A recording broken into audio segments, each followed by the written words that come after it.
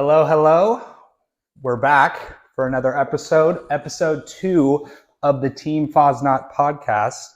And Helene Fasnacht's here, joined today to, I'm going to ask her a couple questions and we'll just see kind of how it goes. So, I'm ready. Yeah, sounds good. So, first off, just wanted to talk a little bit about your background. Obviously, you are my mom. Also, we work together. She is AKA the backbone of the company. A lot of people say, see Alan's out there, he takes all the calls, he does everything, but this woman right here, she keeps all of us together. We couldn't do any of this without her. So, just jumping right into it. How did you get into the business? How did you get into real estate? Well, that would be when I met your father. But when I met your father, he was actually involved in the lending side.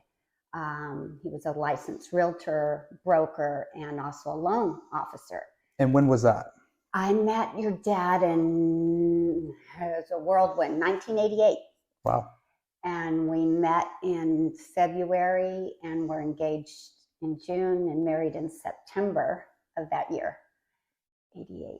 Wow, that moved pretty quickly. It did move. Yeah. Now, 35 years later, I guess it took. And then, so when you met Dad or Alan, and you kind of got into the business, what did you start doing exactly? Like when you first started, Sure. When I first met your dad, as I mentioned, he was working for California Fed in their big jumbo loans, commercial loan division. And I actually had my own private practice in nutrition. So my educational background when I started college was in more math and science. I loved the medical field. My major was biology, and then got more interested in the preventative side of medicine. So I ended up getting my undergraduate degree in clinical dietetics, which is more therapeutic nutrition, meaning you address illnesses, that type of thing, rather than prevention. And then I went back to school and got my master's in nutrition, and then worked in various, I was a cardiac rehab dietitian, and actually who introduced Dad and I was a colleague of mine at Downey Unified School District when I worked there alongside the school food service director. And then I was the nutritionist and would help teach nutrition to teachers, actually in the classroom, and then also help with all their menu planning and things for school lunch. So it was a blind date through that contact. But so I had my own private practice in nutrition, and then we saw things changing in the market. And one day Dad went to work and they said, good news is all your loans are approved moving forward. Bad news is that's the end. We're unplugging our commercial jumbo division. And so Dad came home, we talked about it, and he goes, I hear there's a real estate office for sale called Century 21 Landmark. What do you think? And so we met with the then owners and kind of talked about the purchase. And Dad was a broker and had worked as an agent as well. And so we bought Century 21 Landmark. Wow. And then along with that, we bought an escrow company and a mortgage company. And then already we're involved in property management. So my kind of first exposure was like from the deep end. That sounds a little chaotic. Yeah. That sounds and a lot of new waters right there. Exactly. And had 2 babies and found out we were pregnant with you. So. Which now I know, having a kid and working, it is tough. It is tough. Oh my gosh, I couldn't imagine what you guys were going through. Well, it's just like the love you have for your daughter. You can't even imagine that you would love something so much. you know, I believe in God, so your higher power, whatever, you're given that strength, that ability, that endurance to do it. Yeah. Yeah. So going back to that, what specifically did you do kind of in the business? Sure. Like starting off, Sure. like were you doing like paperwork stuff, bills, or did you sell real estate? Were you making cold calls? First off, I had to get my license. So, you know, I was a registered dietitian, and but I was not a licensed real estate professional. So I took the coursework, passed my first try, and but at that point in time, we had not quite 100 agents at that time. We eventually grew and opened a second office and had over 150 agents. But so Dad pretty much managed the agent part of the business. And then when I got licensed, rather than start listing and selling, I headed up the relocation component. So back in the early 90s, there was a trend, which there's always a constant change. Yeah. Everything that has a life grows and changes, just like real estate in the market. But big corporations they called them third-party relocation companies that they would hire or work along with their employees. And sometimes they would move just a single employee. Many times it was group moves. They might move a whole division. In fact, fairly recently, in the past 10 years, Toyota in our neighborhood here did a big, huge group move to Texas and then also Arizona, depending on what division you were in. And we were involved with those types of corporate moves. So what I would do, I was the director of relocation. So when we would get a contact saying, hey, we have someone moving into your area, I would try to fit the best fit as far as an agent to work with that individual. If it was a group, the same type of thing. We had training, you know, to work for agents, to be able to work with a referral, a relocation referral. But that was what I did probably the first 5 years of the business. And I still kept my hands and feet into the nutrition counseling as well. Cool. So I had a couple of clients on Atlantic Avenue that were kind of corporate wellness programs that I did counseling for. Wow.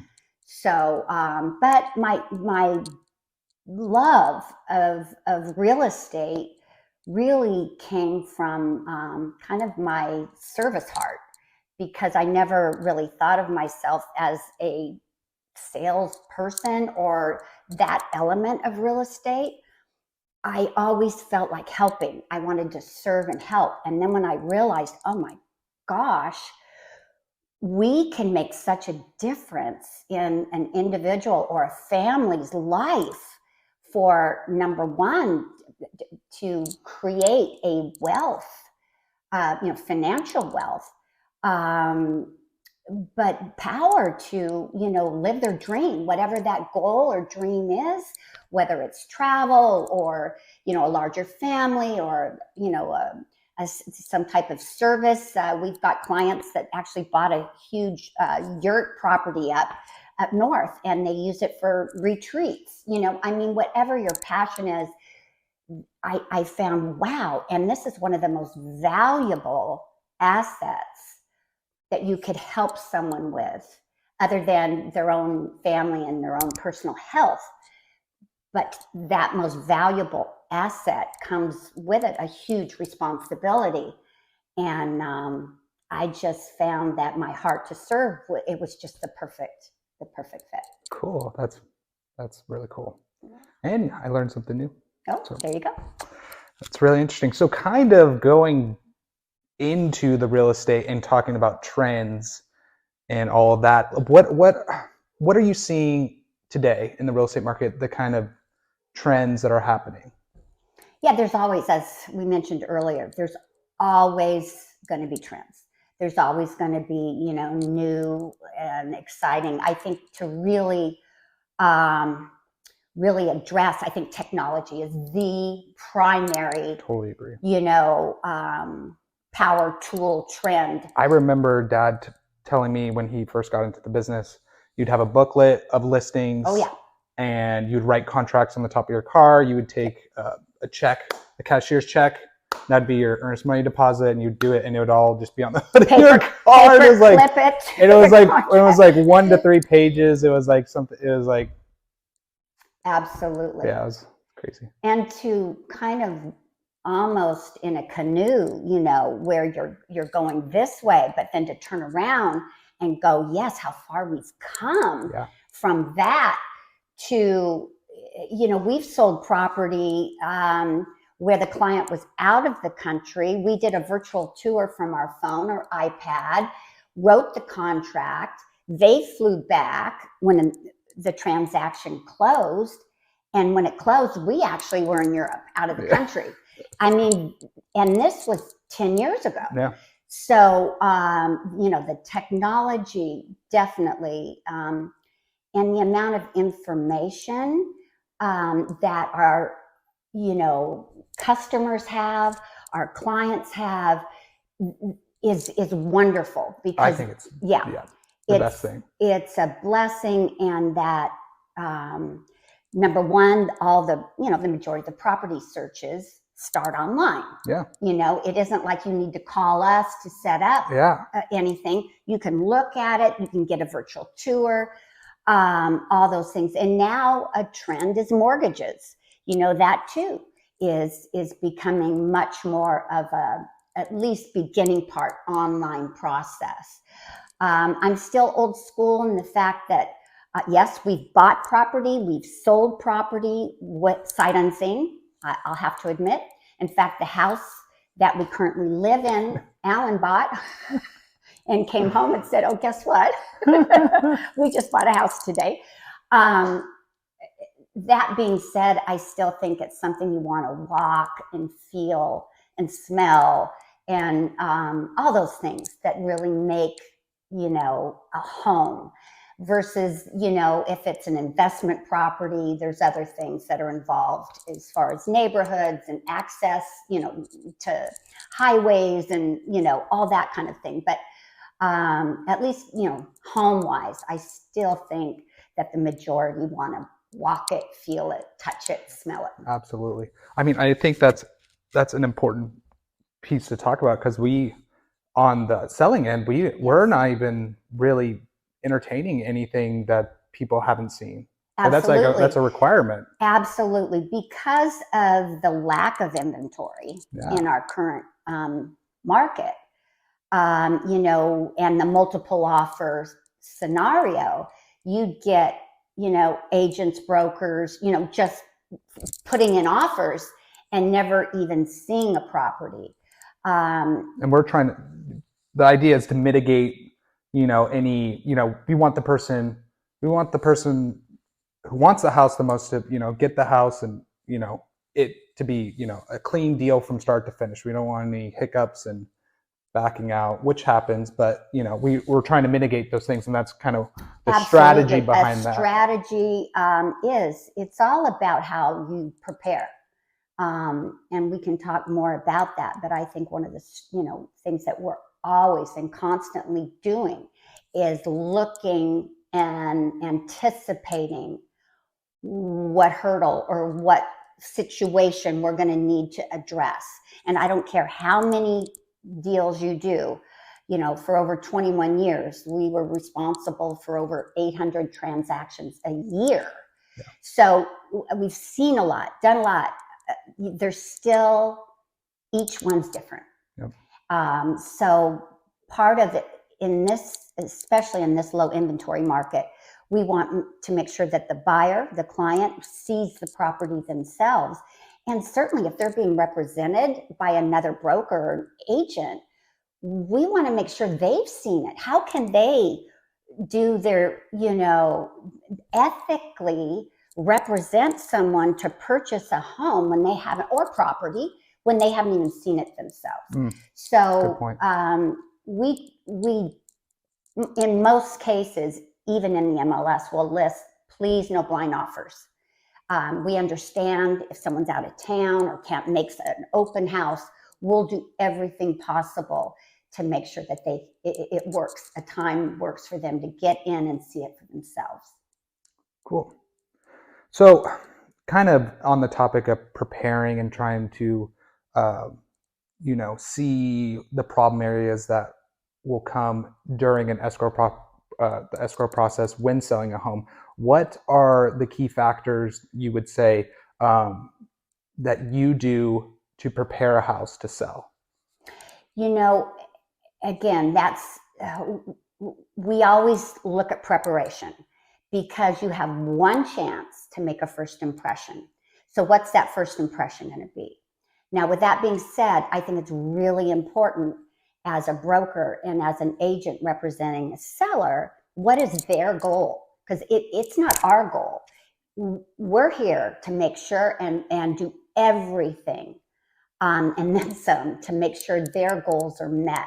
Yeah. And above and beyond.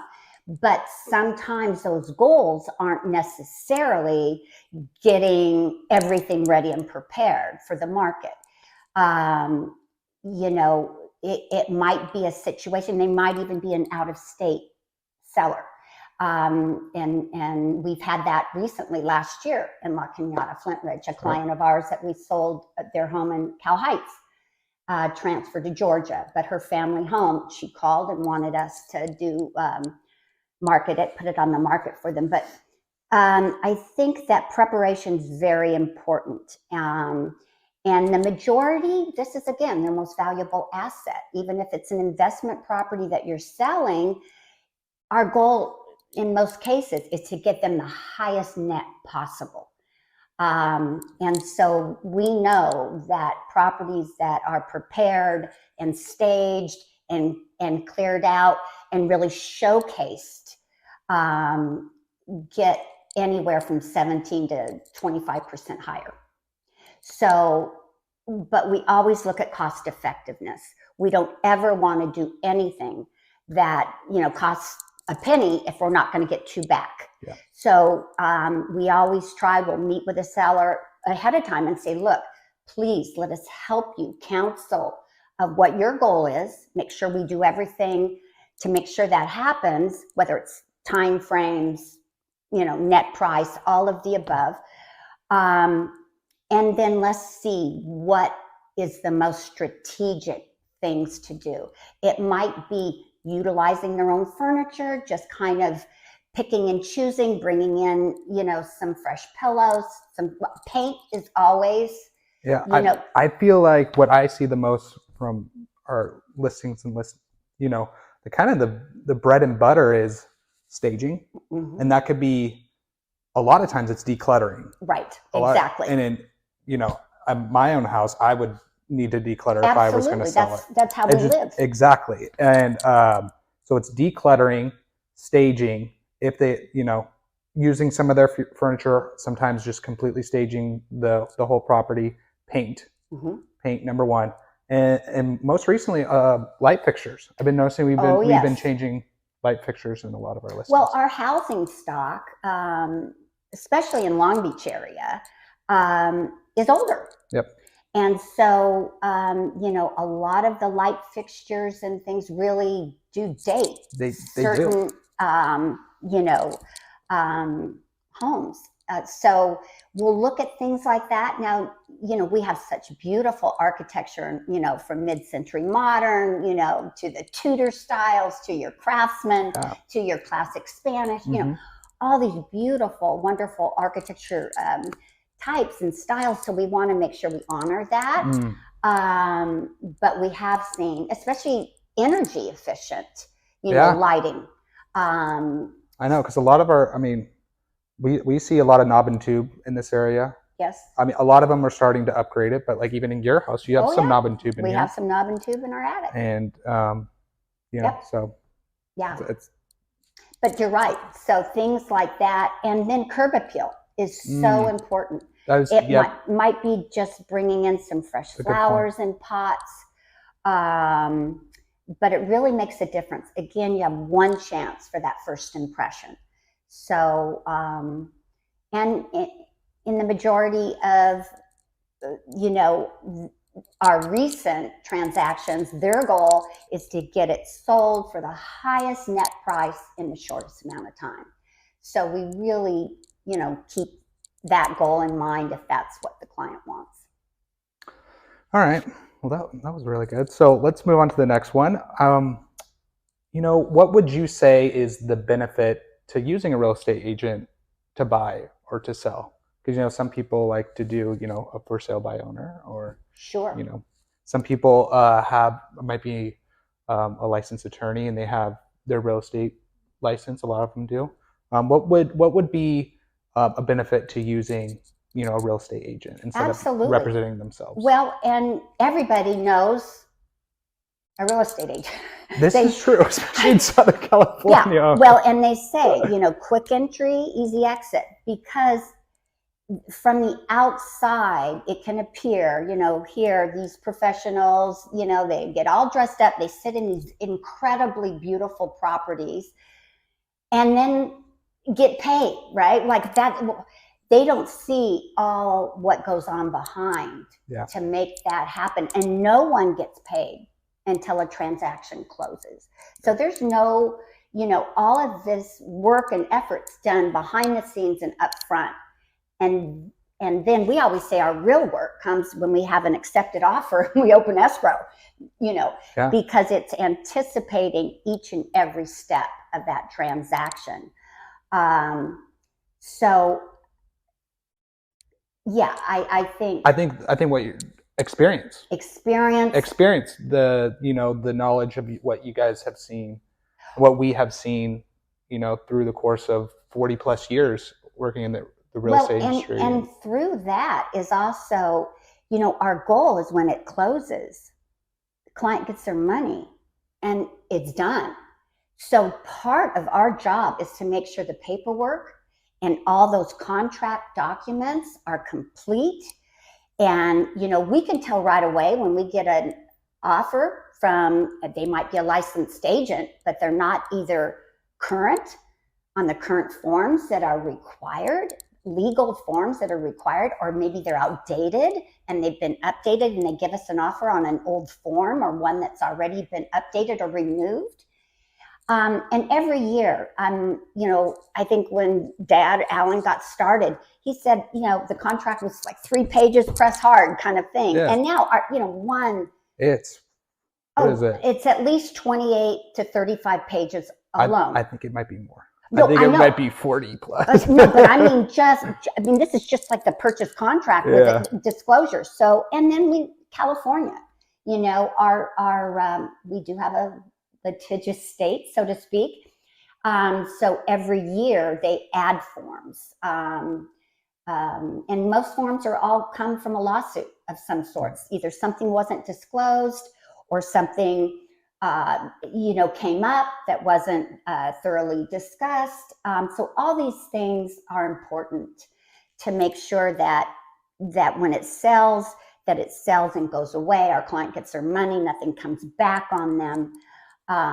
And this, again, it's one of their most valuable assets. Yep. Why in the world would you trust that to someone that's inexperienced or doesn't thoroughly know the market, their area?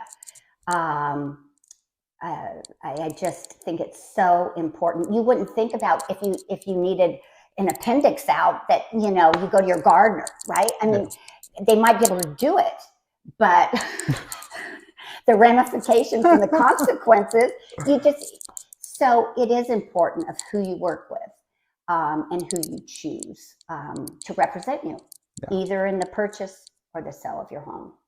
Yeah, and I think a specialized agent for certain areas. I think that's a great starting point. I think experience. Absolutely. I think I also think how they innovate themselves throughout this growing and fast crazy market. I think a lot of stuff has been changing. I think the whole real estate industry itself is going digitally, more Right. technology, less physical paperwork, more, digital paperwork. So, it's kind of like why we started doing this Right. too. And at the same time, So, it's like even just trying new things. yeah, our too.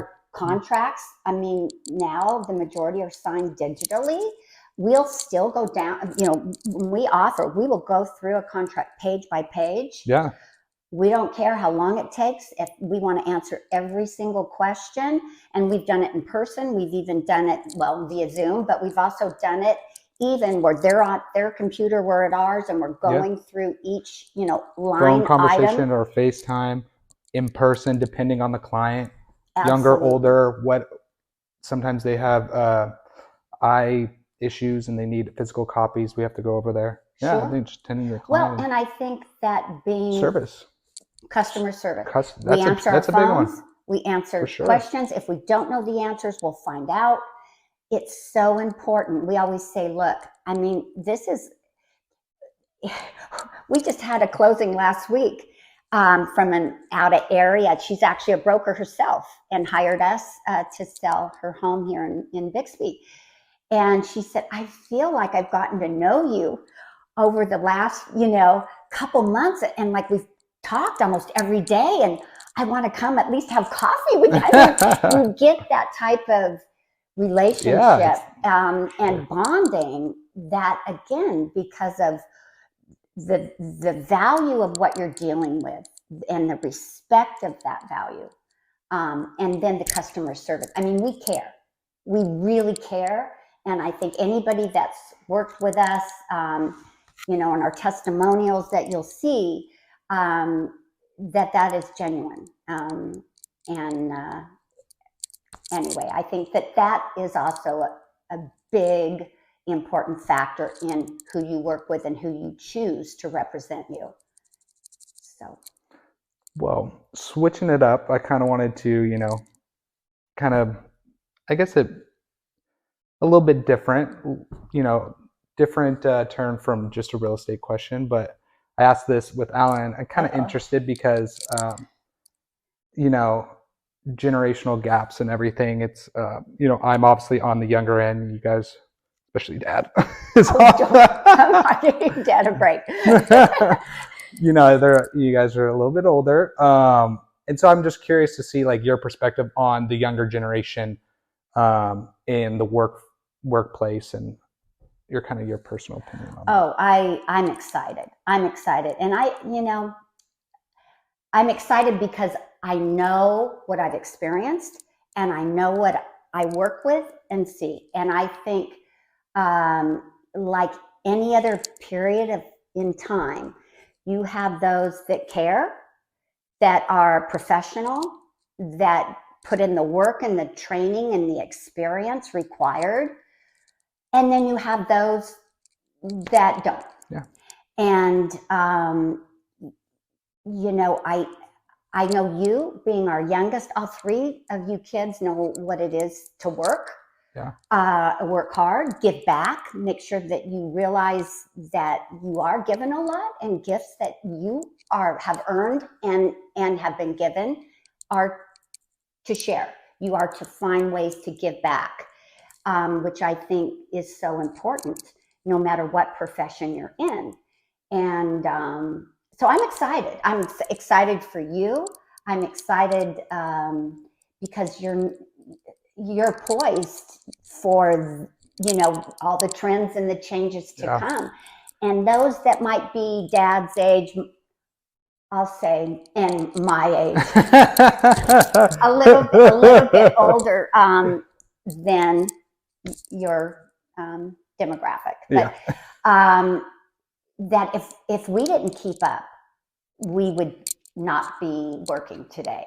Oh yeah, I've been so impressed with, especially you. You have to stay current. Dad's he just likes his phone calls, but she, on the other hand, has worked her butt off to keep up to figure out this technology stuff. Well, you have to. It's crazy. And you've And done such a good well, job. thank you. I appreciate that. But I've realized that some of it isn't real intuitive. Yeah. Because it's absolutely. like, I'll ask something and they say, oh, just go up to the right hand corner of your screen. Like, why would I go up there? I mean, so things like that are just not intuitive. But by doing it, by not giving up and doing it just makes, the technology, it makes the job much more organized, and I think much more efficient. bingo. Yeah. Much more efficient. Yep. You don't have all these filing cabinets full of things. It could be just all No. on one hard drive. I I remember that growing up when I was little. That was my job. My brother and I would go to the office. And they would have a room. I would say it was stacked to the ceiling, and it was file boxes of every single transaction. They had to keep all the paperwork for 5 years. Yes. And so we would go in, we would take out the old ones, and then we would put them in a pile to get shredded, and then we would move these stuff. And we even had storage units it was to store papers it was and intense. contracts.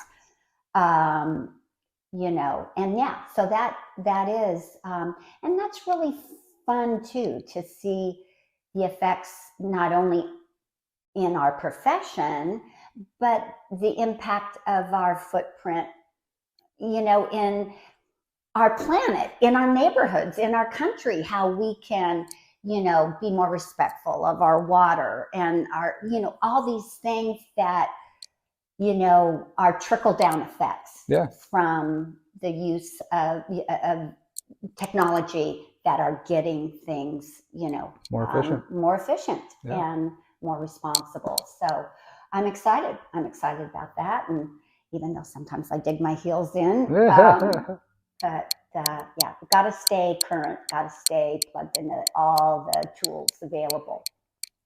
So another question I had for you is, long term, down the road, 10, 15 years from now, what do you envision Team Fasnacht? Oh, I think it's... do you have any plans? Are you going to still be working? Or yeah. You know what? I think, the old adage is, if you can really make a living at what you love, you'll never work a day of your life. And I think that, as having been, owning several types of businesses, from nutrition counseling to, escrow and mortgage and all those things, I think that being plugged in to us and our service to others and our value that we can bring others, is the best gift. And I look forward to doing it and have more fun in it now than ever before. It was a lot with 150 agents. That being said, it's just a different time in our life. You might want to take that on down the road. But I do think that, we had 2 large offices and office space. We're now majority, at least, that works somewhat remotely from either a home office or only go in, 2 or 3 days a week into an actual physical office. And that is a trend. I do think that will keep, that commercial space is all, going to more available. Much more is going to be done online. Yeah. Even in our commercial office space. I just know from my generation, I know Elon Musk isn't a big proponent of this, but we really enjoy working from home, having that freedom. And I think it comes to your value of happiness or wealth, I guess, and I think the younger generation, we value experiences, we value time. So that time that we're taking to commute to work, that hour each way, that's 2 hours. We could be doing, 2 hours of whatever. Right. Playing with your daughter. Playing with my daughter, which would be huge. 2 hours, it's just a lot of time to get stuff done. And I think that's like super important for people. And I think they'll it motivates people to work harder to have that extra free time. And obviously this is, general, and some people are going to take advantage of it and not do it. But I think for the most part, it's, been a real blessing from the people that I've talked to who have been working remotely, like Eric, my brother. He's been really enjoying that because he had a commute. It was like an hour 30 each way. He was spending three hours in the car every single day. Well, it's Monday through Friday. Right. And, it just takes a toll on you. So. Right. I do think that there is a learning curve with those that went to an office, that you must have that same type of discipline and create that environment for your remote office. I think we've seen that too a lot in our real estate. Yes. And that's been a huge driving factor when the pandemic hit, that a lot of people were actually wanting these extra spaces for home offices, stuff, looking at garage space so they could, have some sort of extra space. So it was very important to a lot of people when they were looking at property. So it will be interesting to see how that correlates with new development, properties that are being built, and the existing ones, and how they, remodel and do stuff like that for the future. So, right. Yeah. It will be interesting. I do think we're already seeing a trend for, the electric cars. Yeah. Charging stations at home, solar panels, with everybody rushing around trying to get the current legislation discounts, whatever, up in April, I think. But by the way, great solar guys, Stan Granch and Clayton Granch, who I went to high school with. Both those two guys are killing it in the solar game. Great guys. If you guys need some solar, let me know. They're really knowledgeable people. So. But even in the rental division with investment properties, we have some investment properties, apartments, that type of thing, and tenants are asking, is there room to charge, my car, my truck?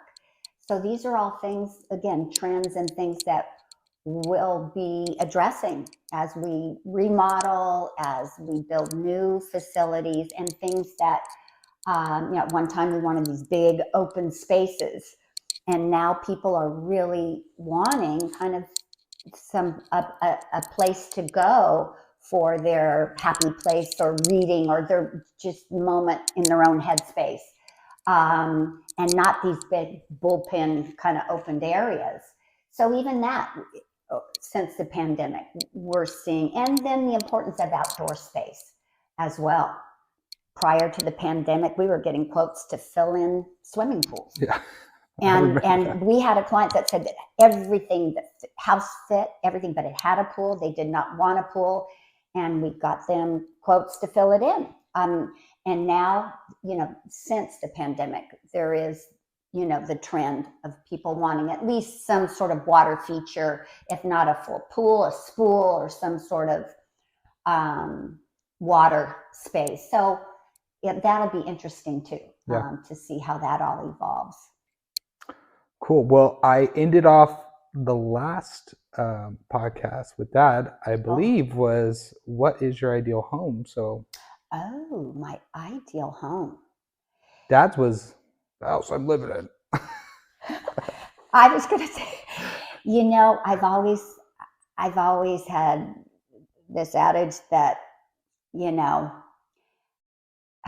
only if you could have any house in the whole world, what would you have? A big mansion in Beverly Hills, or would you be on a cliff in? I've never really Italy, or one of the things I enjoy, outside of real estate, but that is traveling and seeing, so the foods and the culture of different areas of the world, that type of thing.